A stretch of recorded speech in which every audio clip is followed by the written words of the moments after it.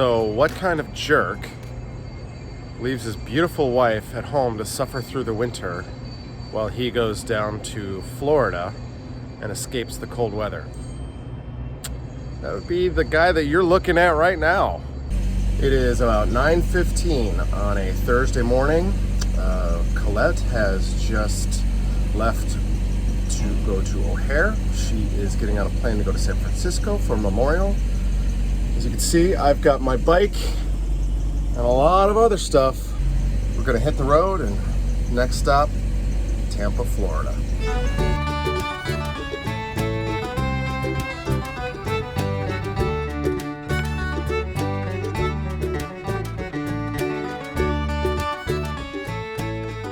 Well, I've made it as far as North Georgia. I'm about 2 hours outside of Atlanta. Yesterday went well. A couple of little issues. One issue I had was that when Polly would sit for a little while, like when I would stop for gas or stopping here at this rest stop here in Georgia, the temperature warning light would flash when I would restart. And I needed to move forward, get a little air underneath in the engine compartment before it would go off again. So the light won't go off by itself, so I'd have to drive for like a mile and then stop, shut it off, and then restart it, and then the light would go away. Yeah, she's running great. She did well in the mountains. There's a big mountain that you have to pass in outside of Nashville in Tennessee, and she did fine. We just stuck in the right lane with the trucks and kept chugging.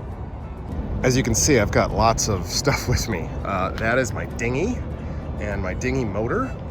And then I, of course, wanted to bring my bicycle and my scooter. The scooter is great for getting around at marinas. But I didn't think the bike would really fit on the back, so I put it inside. And when I stopped last night, I realized that just was not gonna work. There was no way that the bike and I could coexist inside for an evening. So I was able to figure out that the bike actually lays really well right here. You can see the wheel kind of notches in there to hold it.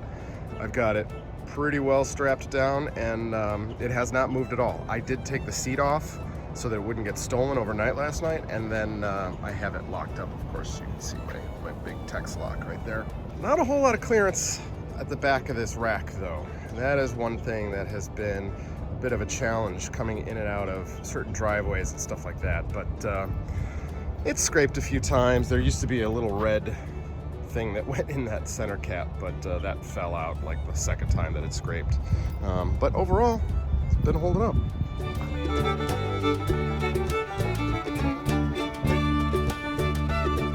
It is a beautiful day in Florida, and I'm about 20 miles outside of Tampa, where I'm going to spend a couple of days. I just spent a couple of days in Ocala. Just stopped to notice this truck who, for some reason, decided to park backwards in the spot. I don't really know how she's gonna get out. Whatever, I don't know why, but that just made me think, like, Florida's a different place. Florida's a different place. There's a lot down here that you don't see in Illinois, but Polly's been running great.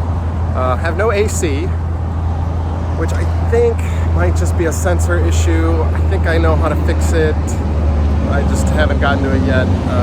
But thankfully it's not that warm, so I'm just running with the window open. And I tell you, the French, when they designed this van, they did a nice job of figuring out aerodynamics for the window, because I can have that window open and it's a nice breeze without being too blustery or anything. It's really great. Last leg of the trip, and I think she's got it in her. We made it to Tampa. This thing's great. We made it. My friend's house is right there. Got a nice little street parking spot here because I don't want to park in their brand new concrete driveway and leak oil. Yay, we made it!